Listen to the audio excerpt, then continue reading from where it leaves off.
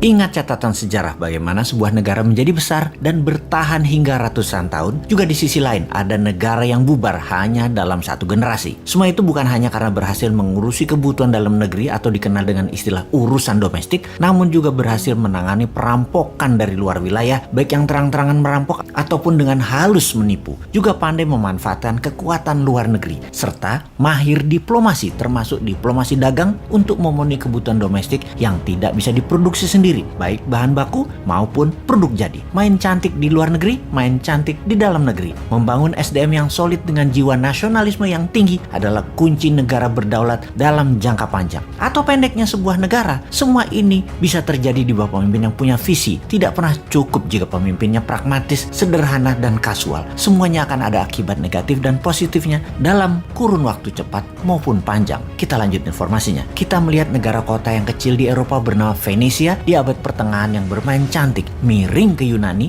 dalam strategi luar negerinya. Kemudian main indah ke dalam negeri dengan koleganza, yaitu equity crowdfunding atau urun dana untuk UKM. Seperti Santara tirulah saat ini. Kalau negara yang terkini, kita lihat Singapura dengan strategi miring ke barat, menjadikan Singapura negara kota yang kuat dalam maritim hub dan financial hub. Menjadikan Singapura negeri dengan pendapatan per kapitanya salah satu yang tertinggi di dunia dengan 50 ribuan dolar per kapita atau hampir 12 kalinya pendapatan per kapita Indonesia. Padahal Singapura itu juniornya Indonesia. Indonesia lahir tahun 45, Singapura tahun 65. Bagaimana dengan Tiongkok yang di tahun 1970-an pernah kelaparan dahsyat yang membuat matinya penduduk lebih dari 5 juta dan sangat miskin hingga tahun 80-an. Yang dilakukan oleh Deng Xiaoping, pemimpin waktu itu, adalah bermain cantik ke luar negerinya, di mana di tahun 79 Deng Xiaoping memilih miring ke Amerika. Padahal saat itu Soviet, tetangganya Tiongkok, adalah kekuatan yang dikatakan terkuat di dunia dan sama-sama paham bernegaranya adalah komunis. Ternyata benar, sejarah berpihak ke Deng Xiaoping. Taruhan Tiongkok tepat di tahun 1991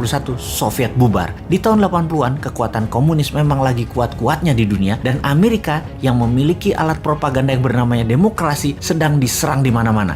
Untuk itu, apapun resikonya, Amerika mepet Tiongkok. Amerika perlu Tiongkok untuk menahan Soviet dan menahan Korea Utara setelah gagal di tahun 1975 di Vietnam yang menjadikan Vietnam negara komunis. Tiongkok pun kemudian diguyur dana besar dan banyak perusahaan barat masuk ke Tiongkok dengan syarat Tiongkok berpihak ke sekutu. Tiongkok yang di tahun 70-an income per kapitanya di bawah Indonesia melakukan strategi luar negeri yang cantik yang berbuah pada saat ini income per kapitanya 5 kali Indonesia. Selama 10 tahun kemudian hingga tahun 1989 Tiongkok menggeliat naik ekonominya. Banyak reformasi dilakukan di dalam negeri. Perusahaan sekutu barat serta perusahaan globalis banyak memindahkan pusat produksinya ke Tiongkok karena SDM yang kuat kerja serta murah. Di tahun 89, bulan Juni, mahasiswa demo di Tiananmen menuntut demokrasi meledak. Efek pemahaman barat mulai masuk ke sendi bernegara Tiongkok. Mahasiswa ingin bebas demokrasi. Deng Xiaoping dilema, memihak barat sesuai dengan perjanjian dengan Ronald Reagan, sekutu barat, atau balik kanan mementingkan dasar negara, sosialis komunis. Setelah adanya secret meeting, keputusannya adalah tetap sosialis komunis dan anti demokrasi barat. Maka disikatlah mahasiswa di Tiananmen Square itu.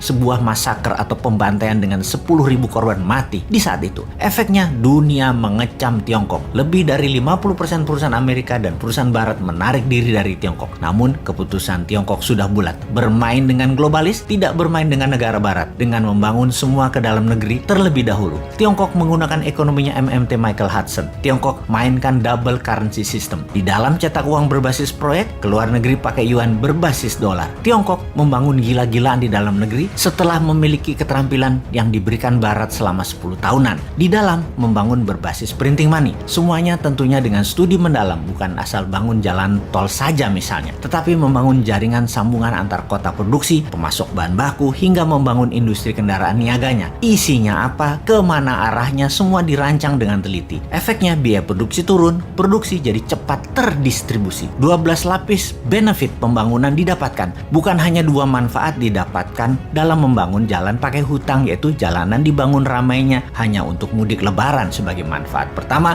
dan dapat sohor populer terlihat membangun, yaitu manfaat kedua, yaitu negara tetangga yang punya begituan bukan Tiongkok.